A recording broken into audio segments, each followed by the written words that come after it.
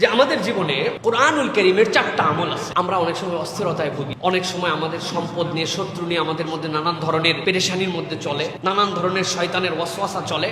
কোরআনের 4টা আয়াতের আমল যদি আমরা একদম সহজ, সকলের জানা, এটা যদি আমাদের জীবনে রাখতে পারি এবং এর প্রতি যদি আমাদের বিশ্বাস আল্লাহ রাব্বুল আলামিনের প্রতি একদম 100% নিয়ে আসতে পারি, আমাদের জীবনটা অনেক ঝরঝরা লাগবে। অনেকে আমাদের কাছে বলেন এই ঝামেলা, সেই ঝামেলা, শত্রু, পেরেশানি, মামলা, মোকদ্দমা, এই সেই শয়তানের ওয়াসওয়াসা, ঠিকঠাক মতো চলতে পারি না। আমি আপনাদের কাছে 4টা আয়াতের কথা বলি। একটা হচ্ছে মানুষের যে ক্ষতিগুলা করে, এর একটা হচ্ছে কুদৃষ্টি দেয় মানুষের প্রতি। এই কুদৃষ্টির কারণে আমাদের অনেক ক্ষতি হয়। রাসূলুল্লাহ সাল্লাল্লাহু আলাইহি ওয়াসাল্লাম বলছেন, একটা মানুষকে যদি মানুষ মেরে ফেলতে পারতো, তাহলে মালাকুল মউতের বাইরে তার কুদৃষ্টিতেও মানুষ মেরে ফেলতে পারে, সুস্থ মানুষকে অসুস্থ করে দিতে পারে। তো এই জন্য কুদৃষ্টি থেকে বাঁচার জন্য একটা আয়াতের আমল আমরা করব, সেটা হচ্ছে মাশাআল্লাহ লা হাওলা ওয়ালা কুওয়াতা ইল্লা বিল্লাহ।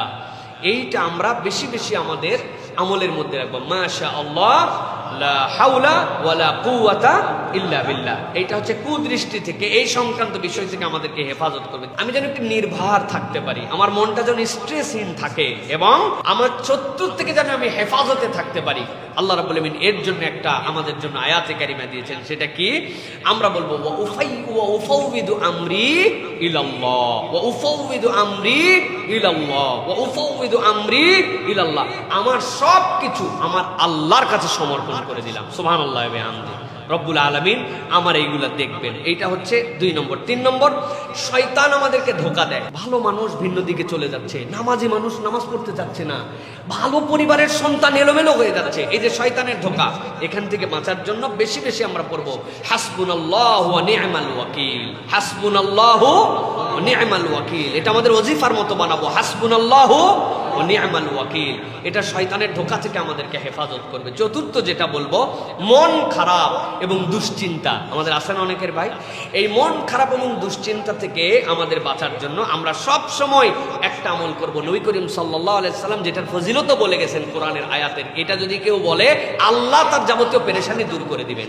লা ইলাহা ইল্লা আনতা সুবহানাকা ইন্নী কুনতু মিনাজ জালিমিন, লা ইলাহা ইল্লা আনতা সুবহানাকা ইন্নী কুনতু মিনাজ জালিমিন। তাহলে 1 নম্বর মাশাআল্লাহ লা হাওলা ওয়ালা কুওয়াতা ইল্লা বিল্লাহ। 2 নম্বর ওয়া উফাউযিদু আমরি ইলাল্লাহ।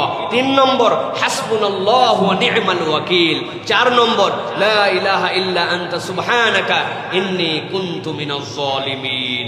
আল্লাহ যেন আমাদেরকে এই কাজগুলি, আমলগুলি দ্বারা আমাদের হৃদয়গুলোকে প্রশান্ত করে দেন।